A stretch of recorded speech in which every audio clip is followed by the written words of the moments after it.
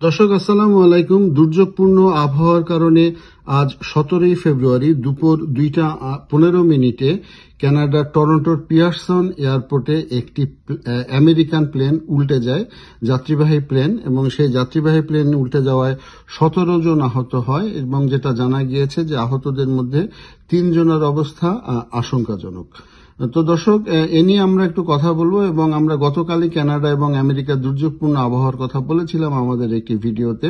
তো আজ তার একটি চূড়ান্ত রূপ আমরা দেখতে পেলাম।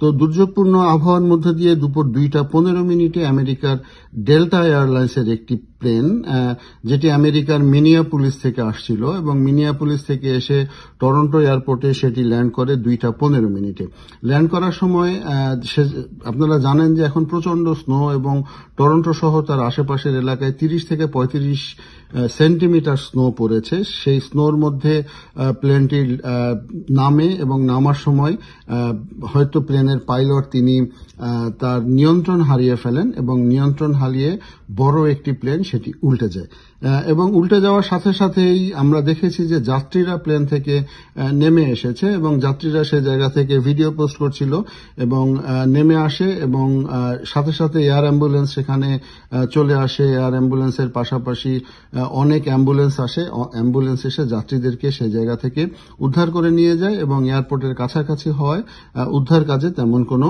সমস্যা হয়নি।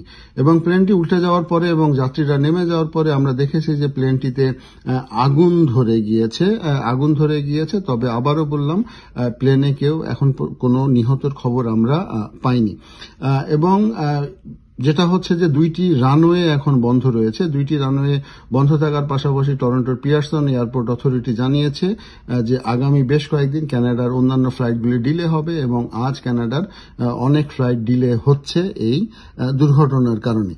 তো এই দুর্ঘটনায় মোট প্লেনে 80 জন মানুষ ছিল। 80 জনের মধ্যে 76 জন যাত্রী এবং 4 জন ছিল কেবিন ক্রু। তবে তারা কোন দেশে সেটা এখন পর্যন্ত বিস্তারিত জানা যায়নি। যতটুকু জানা গিয়েছে যে এর মধ্যে কানাডার 22 জন যাত্রী রয়েছে, অর্থাৎ ক্যানাডিয়ান সিটিজেন রয়েছে 22 জন। তবে এর মধ্যে কোনো বাংলাদেশি সিটিজেন বা আমেরিকান বাংলাদেশি বা ক্যানাডিয়ান বাংলাদেশি আছে বলে আমরা এখন পর্যন্ত খবর পাইনি। যদি কোনো আপডেট খবর পাই তাহলে আমরা অবশ্যই জানিয়ে দিব। আপনারা জানেন যে যেটা বললাম যে 30 থেকে 35 সেন্টিমিটার স্নো এবং এই স্নো ক্লিন করা আসলে এখনো সম্ভব হয়নি। তো অনেক প্রশ্ন থেকে যায় যে স্নো ক্লিন আদৌ ছিল কিনা, নাকি পাইলট তিনি নিয়ন্ত্রণ হারিয়ে ফেলেছেন। তো এয়ারপোর্টের মতো একটি জায়গায় স্নো কেন ক্লিন হয়নি এবং স্নো ক্লিন ছাড়াই একটি প্লেন কিভাবে নামে, বা আদৌ এটা পাইলটের অসাবধানতা কিংবা অসম্ভব স্নোর কারণে হয়েছে কিনা, সে বিষয়গুলো এখন দেখা হচ্ছে। তো এই মুহূর্তে আসলে অনেক স্নোর কারণে ড্রাইভিং থেকে শুরু করে সবকিছুই এখন বেশ কঠিন।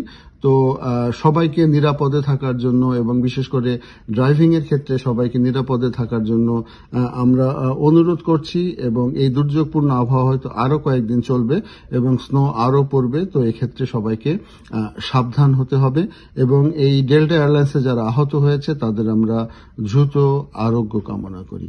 দর্শক, এতক্ষণ সঙ্গে থাকার জন্য ধন্যবাদ। আসসালামু আলাইকুম।